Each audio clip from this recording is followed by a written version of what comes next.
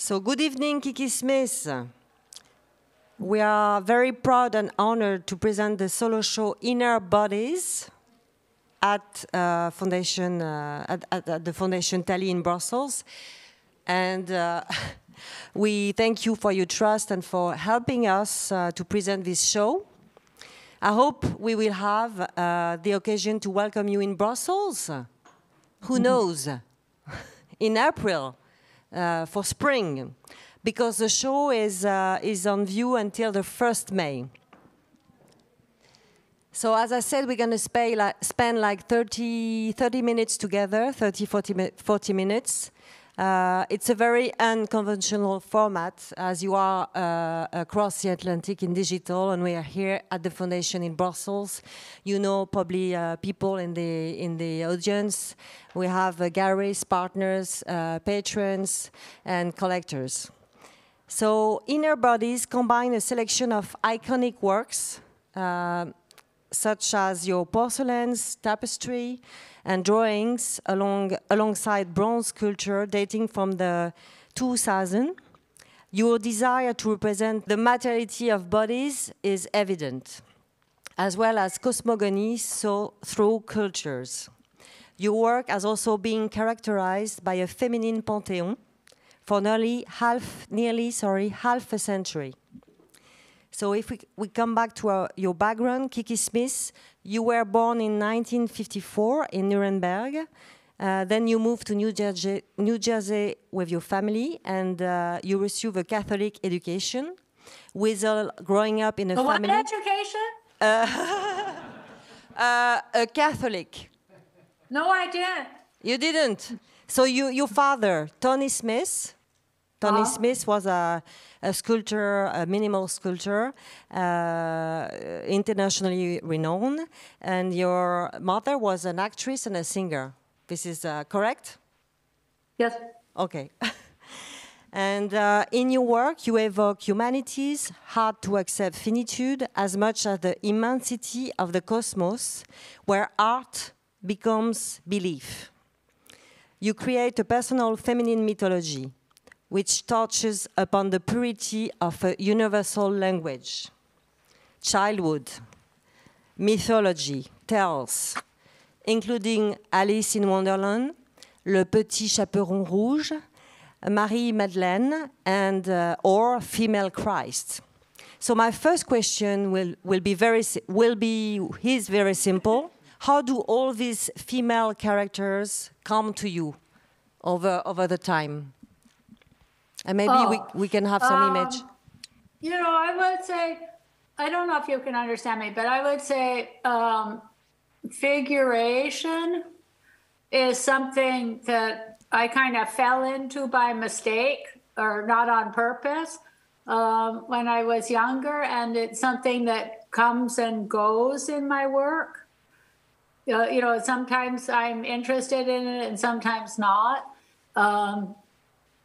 And how they appear also comes and goes and doesn't have any real rhyme or reason to it. I mean, I first started making figures because I was interested in the different systems of the body. And then I had to, you know, confront the skin as one of the major, you know, largest systems of the body, largest sort of organism of the body.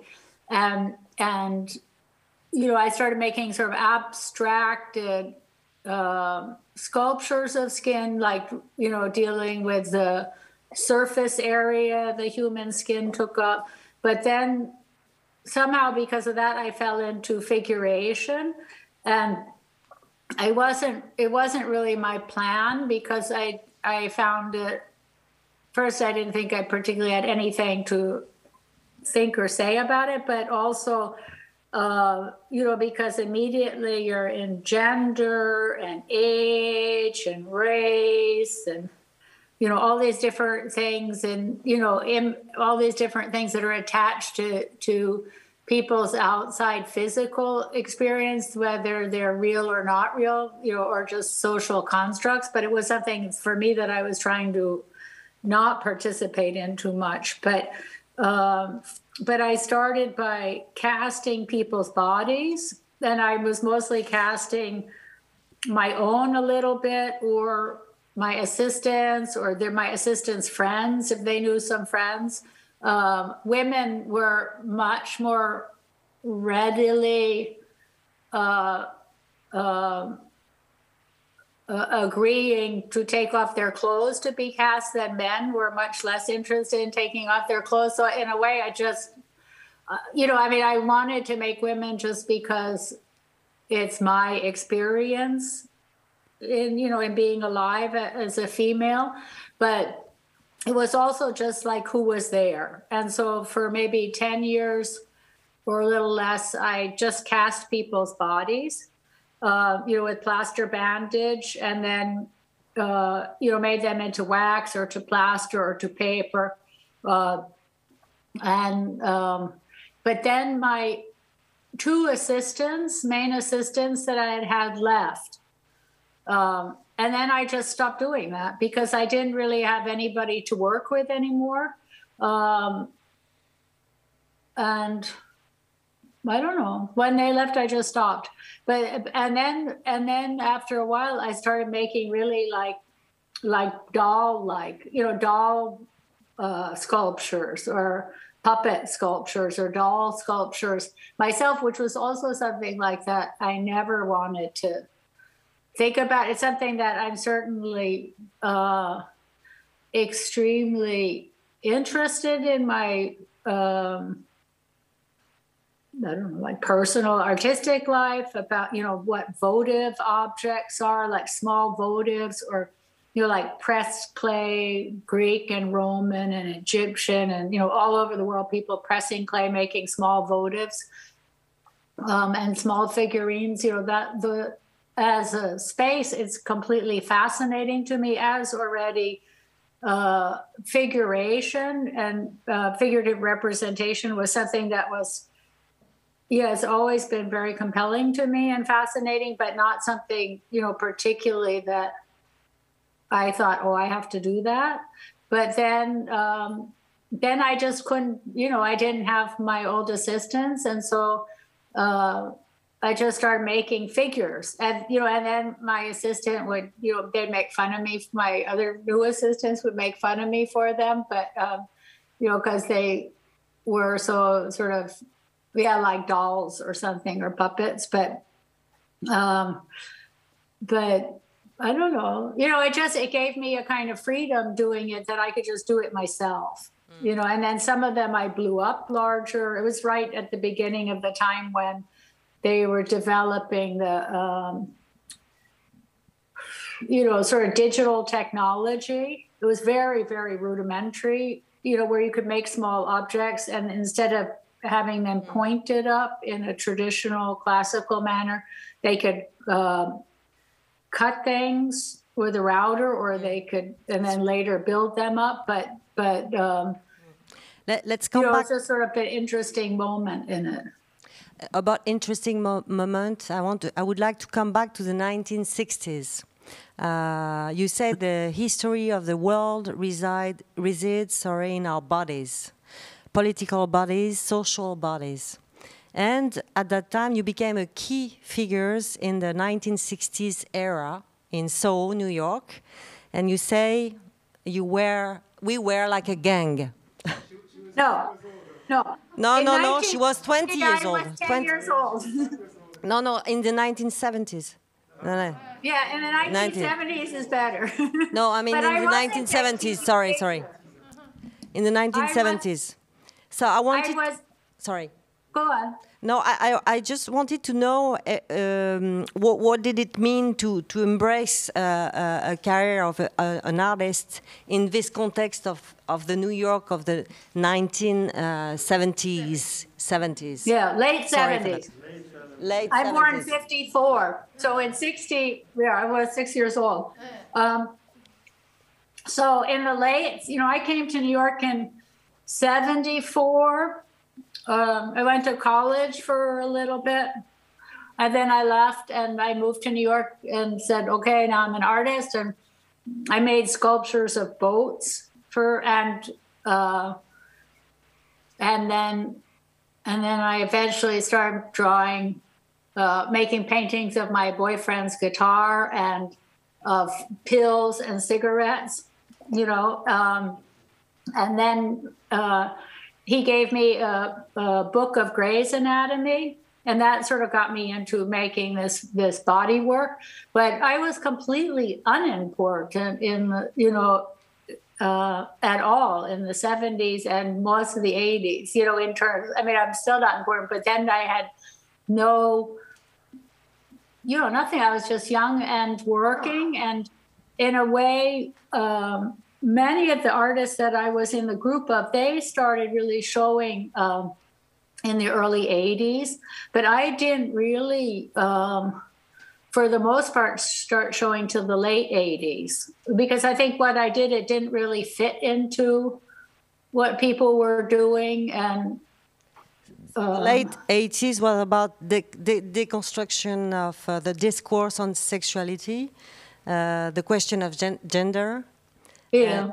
But that, to me, those things come in the 90s, and actually that's when the discourse changed. And I mean, I wasn't trying to be in a discourse. I was just trying to save my life, live through the awkwardness of being in a body or being a female. Like, I wasn't like a very successful female in many aspects of like what the society wanted or something like that. So, you know, I was just sort of blundering through, and I was very uncomfortable. In the 90s is when, like, you know, in America at least, that's when a lot of the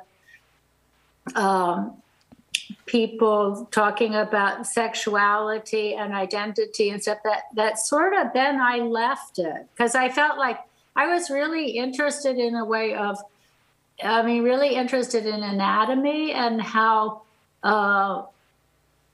you could just open any picture in Gray's Anatomy and it resonated with your life. You know, if you looked at what different kinds of cells there were and the nerve endings and the blood capillaries and all these different things, to me, they all, like, in that sort of Catholic-y way, I guess, that they resonated like relics, like reliquary, like that this was, you know, they had so much really resonance, each thing that you could, what the stomach is, what the lymphatic system is, you know, how it looks, and then what it, you know, all the things that it would bring up. And that was really interesting to me. But I think in the early 90s, I was like sort of a spinster living at home with my cat. So I didn't really like have a great deal to contribute to people's, you know, like generative, you know, like sexual identities and things like that. I thought, like, you know, a lot of my life, my husband gets really mad when I say that, but like, I'm not, I'm trying to just live for long enough that I can just be like a neutered person, you know, without being too discriminated from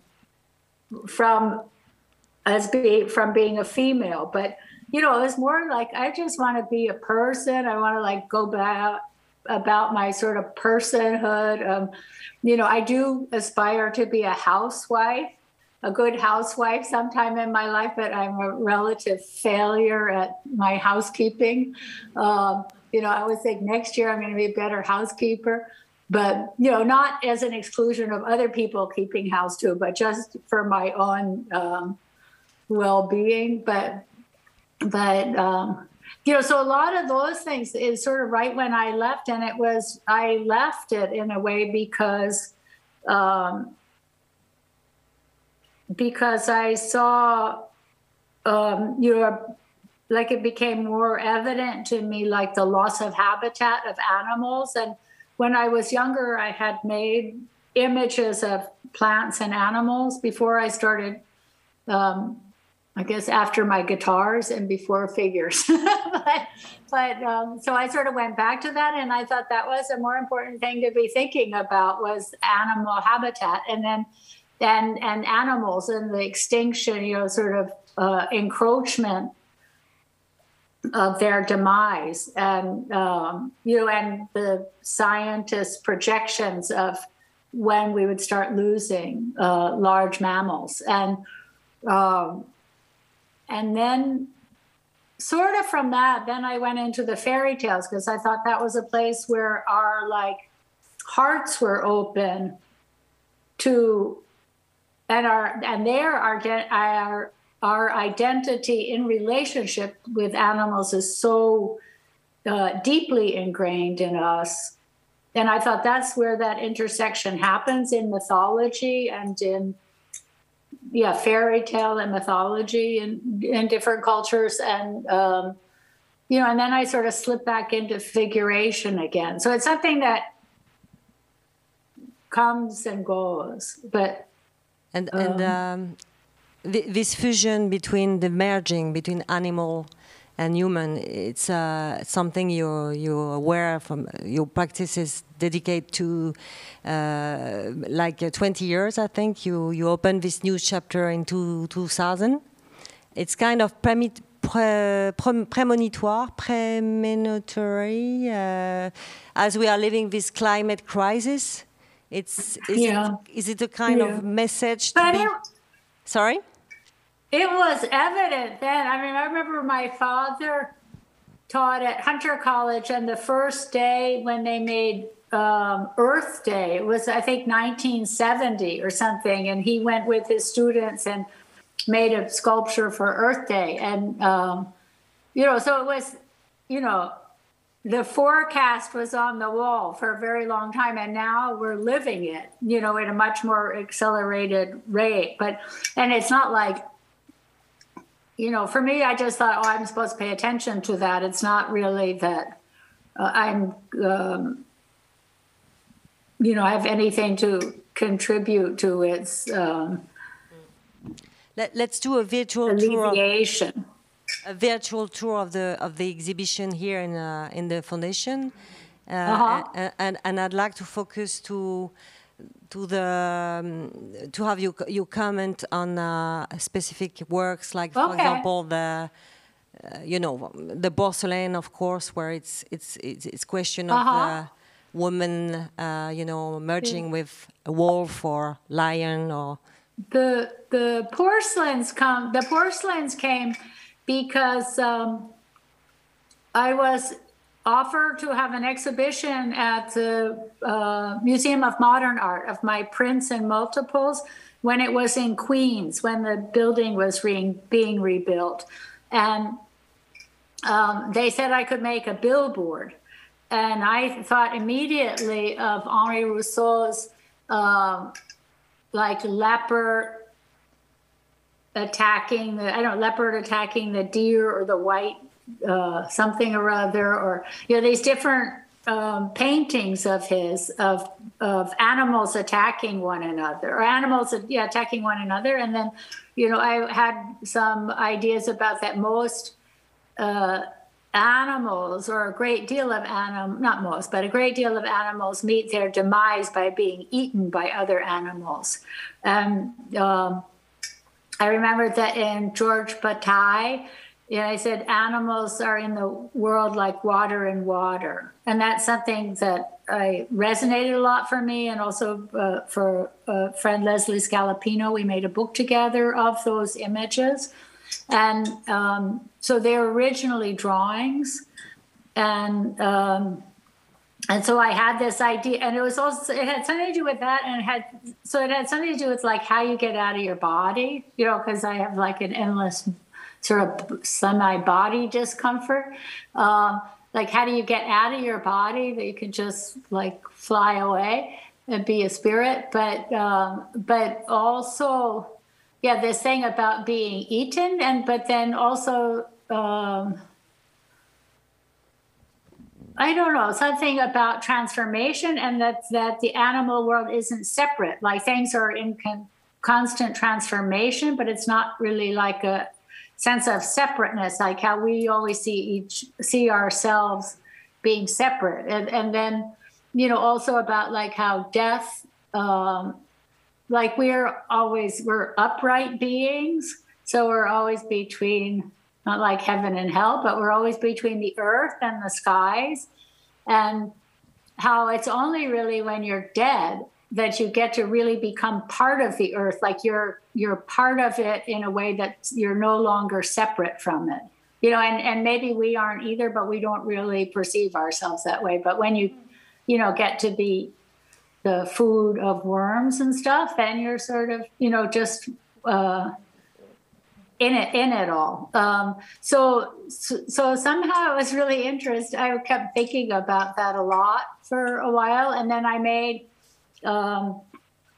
those drawings, and I had this idea that I would make this billboard, but the billboard never happened. But then I had the opportunity to work with a wonderful Romanian ceramicist, and so I would make my sculptures in plasticine in oil-based clay, and then I would bring them to him, and he would make the molds and then cast them. And I made first a series of the women sort of being eaten by animals, which to me was like how to get out of yourself, like a strategy for getting out of yourself.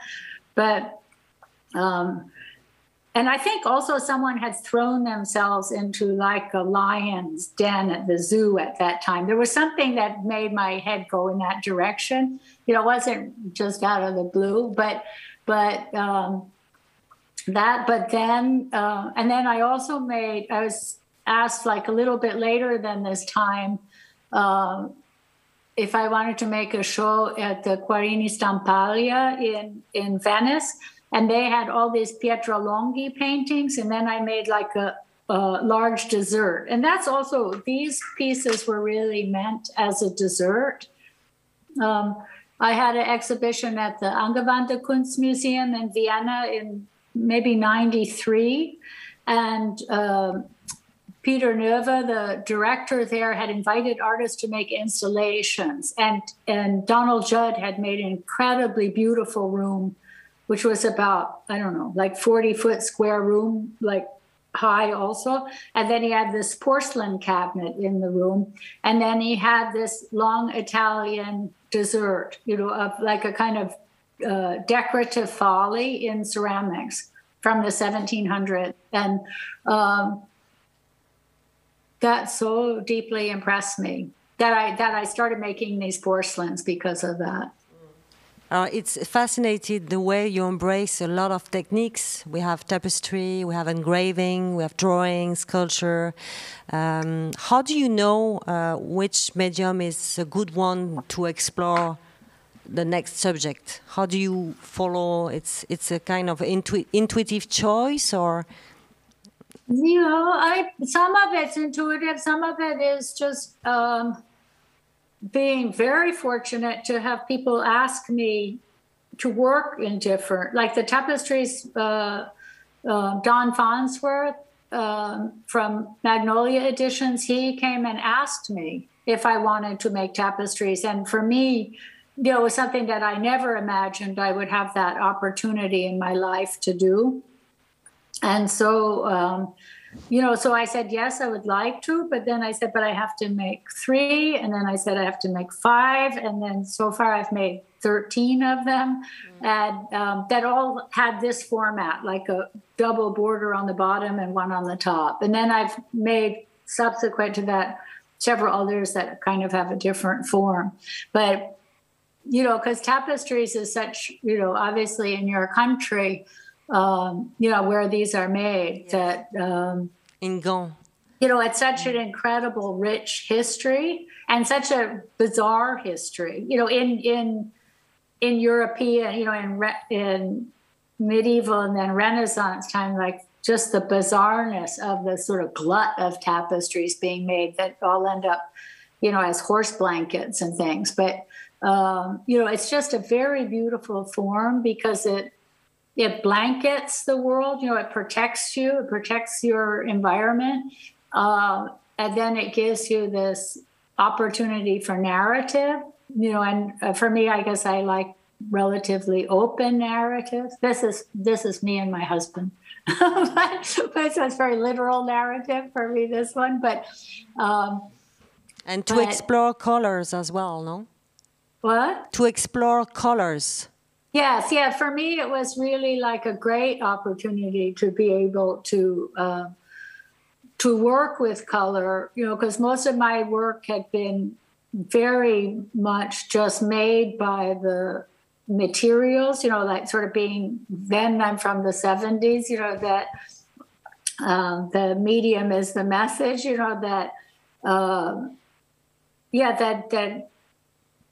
I just used materials and they had a certain color and that's what they were. But I was always a little bit afraid of color.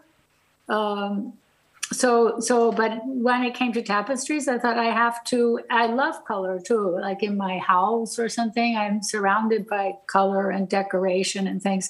But, so it was really a great opportunity for me to do that. So some things have come because because I met this man who was this wonderful ceramicist to make the porcelain pieces. But then he had a stroke and then I just stopped. And that, same with my assistants leaving, everything changes. Like now, like 2 or 3 years ago, my assistants changed, because now they're like 45 or something like that. They had enough of me.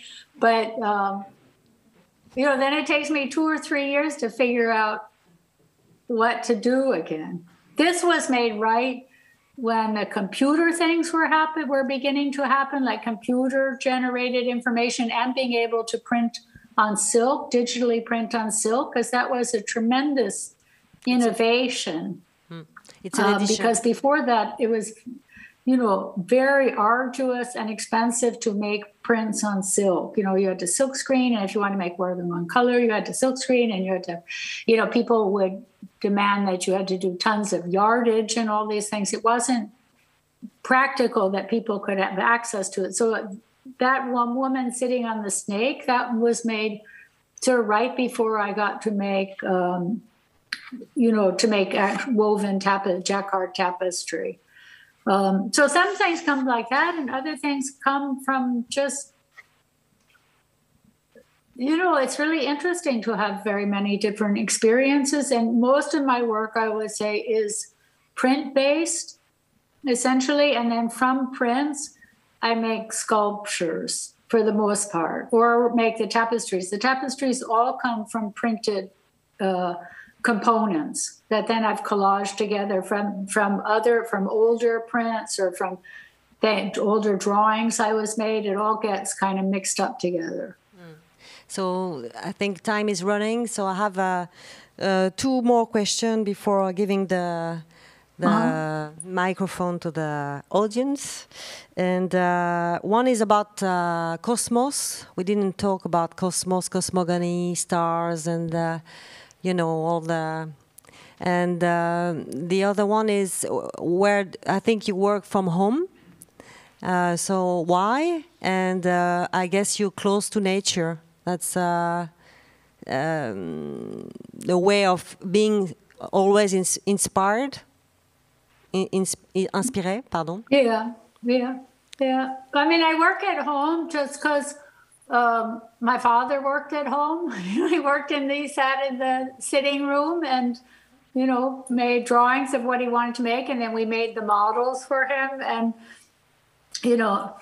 he would take over the dining room table, and then we didn't have a dining room table anymore. That was the end of the dining room table. But so that was my model of an artist, was somebody that worked at home. And my sister, Seaton, she's a year and a half younger than me, but she always wanted to be an artist. And she also didn't have a studio because she worked with photography. And both she and my father's work were thought of or conceived, Seaton's was more out in the world, but my father's were at home, and then they were made someplace else. And so, I think that was my model, but at the same time, I was making things that were very messy and shouldn't be in your house, and eventually I really limited what materials I worked with at home. And I do a great deal of work in foundries also. But at home, I think because also I didn't go to art school that long. In a certain way at art school, the higher up you go into it, you get a studio, and then you're an artist because you have a studio. I just always thought that was all like a sucker punch because you just had to pay more. You needed more money to pay the rent, and my rent was very, I moved into lots of abandoned buildings in New York and sort of fixed them up that I could live in them. And,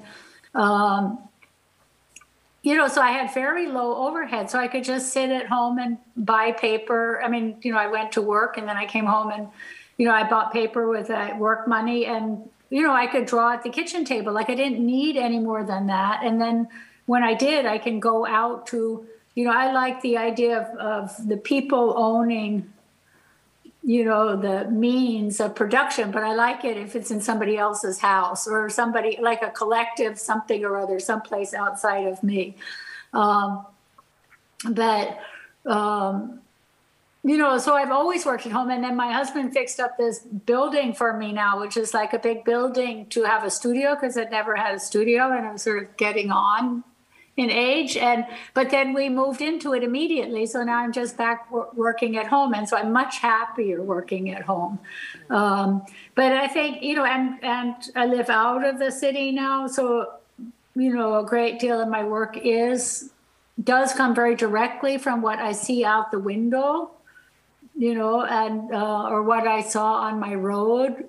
And certainly the cosmos and the stars and the moon are things that have always very much fascinated me, from when I was very young and have, they resonate, with every person, they have tremendous internal resonance, like how one positions oneself or thinks of oneself in the vast universe. And now that the universe, our comprehension of the universe just gets larger and larger and larger, it keeps changing our sense of place in it and what it can mean. But, I used to always say the moon is my favorite thing on earth is the moon, but just as a joke to myself. But there are images that I use over and over, that endlessly I'm fascinated by. Thank you, Kiki Smith. We are very, very happy and honored to have you tonight with us and also to host this fantastic exhibition at the Foundation for 6 months until May. So I really hope that you will come in Europe and visit us. Voilà. Thank you. But thank you so much, and thank you for making the exhibition. And we have questions. Oh, okay. Thank you. Thank you. I have a kind of a silly question. Did you make your tattoos yourself? Yeah. The tattoos. Oh. Did you make them yourself? I made that one when I was 15 years old. And the green ones, the green squares? No, that a machine did it. A machine, okay, yes.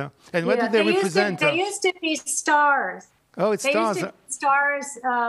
Because I love Nuit, the image of Nuit, with the stars, like her covering the night. Okay. But they blobbed out after a while. Now they're just dots. But, so it's some kind of a cosmos, but an inner cosmos that got faded into you. So the stars got into yourself. Huh? All of them are really, they are all constellations. Yes. I have different constellations on me, but I don't think about them. I put them all on places of my body that I don't see them, So and why never put them on arms that are going to be hanging down, and always put them on flat surfaces, and on the back preferably, because then you never have to see them. Because if you get tattoos, you never think about them again for a second. They can be very meaningful to you in your head, but the second they're done, you never see them again. But why are they green if they're stars? Because for me, they were more animals. So it was more related to the first part of the conversation. But actually, it's more the second part of the conversation. Yeah. It's strange. Yeah. That it's, I had some animals removed. Okay, yeah. I thought it was ayahuasca. Yes. I thought it was more like an animal, kind of like a snake or something like that. But so it was. I don't know. Maybe next time. Yes. The problem with silly questions is that once there is a silly question, there is no intelligent question after the silly question. I'm sorry. Yeah, it's an intelligent question. Hello, Kiki. I'm a publisher of a magazine and running a gallery. What's your next project? What's your ultimate project in life? Which is a very serious one. That's very serious. That was a very silly one. My main project is just to stay, hopefully stay alive through all of this. But I don't know. Actually, for me, it's been an incredibly great time because I had a great deal of exhibitions in Europe, in Belgium and in France and in England and in Italy and all at the same time and about right before the beginning of the pandemic. And I thought I really was going to end up in the morgue or catatonic or something if I didn't stop traveling all the time. But so this time has been really great for me, and to make exhibitions where I'm not traveling and I'm just staying home and kind of meandering and working at a much slower pace that's much more manageable to my psyche is really great. But I don't know. And even within that time, I've done a lot of projects, and I don't know, it's not like that I'm making some united front of work at the moment, but, I'm always working in all different directions at once. And I can see that there are inklings of things that will come together. I think I'm having a show at the museum in Seoul in next year, maybe. In 2023, maybe. So I have to get on that a little bit. But and I probably have some other things too, but I just don't think about them. Thank you. I have just a last question. At the Foundation, we organize a digital program in which we invite artists and scientists for a dialogue and to create new narratives regarding the climate crisis. As an artist, what do you think of your role to develop new narrative, to transform the way we are connecting to nature? What is the responsibility of the artist regarding the climate crisis? If there is a responsibility. I don't think artists have any particular responsibility. Maybe like people have, as citizens, or people have the necessity to think about things and to do whatever they can think to do. But I think artists don't have art is just its own thing. It wants to go in all different, very nuanced manners that don't fit into didactic agendas or something like that. I mean, to me, I know since that time when the woman at Harvard told me what the statistics for the loss of animals would be, that's mostly what I see or think about. But it's not like that my work it's more like my work says, I had once a dream and it said, once I saw a bird. And I thought in my lifetime, there might be a time where I won't see birds anymore. Like it came very strongly to me that was a possibility. And before I went to Harvard, but, so for me, it's like to pay attention, like look and notice and pay attention to the incredible gift one has to be alive and to be alive within nature and to be part of nature. And, so for me, it's like a focal point maybe as a meditation or as a focal point. And, like also I can garden and, look at all the pollinators. And my husband's a beekeeper. And so, so I have to think about it. And I mean, now like all the deer just died because the tropical storms came and they brought up new, biological information from the south. And now all the deers here are starving. They're internally starving to death, not from externally, but their bodies collapsing. So now you don't see any deer here. Or last year we had 60 hives and went down to 5 hives because of something or other, coming from other places and stuff. So, it's just like we're have a glorious gift to be alive and to be in the presence of nature. And so for me, I like to pay attention to it in my own, like, completely convoluted way. Did you see the movie Don't Look Up with Leonardo DiCaprio? I recommend that you should see the movie. It's about a comet who is a threat for Earth, and it's with Meryl Streep as the president of United States. It's a satire of the climate crisis. It's fun and also very scary. Anyway, thank you very much. Thank you for giving us your time. I'm sort of fun and scary. Fun and scary. Thank you. I'm sorry for acting so goofy, but I'm trying to make my house not explode at the moment. So my humidity in my house is super, super low. It's only 16%. So I'm like going crazy. So that's what I know. Anyway, it's very nice to see you all. Thank you, and I hope to see you in spring when birds coming back. Good. Thank you. Bye. Bye, Kiki Smith. Bye.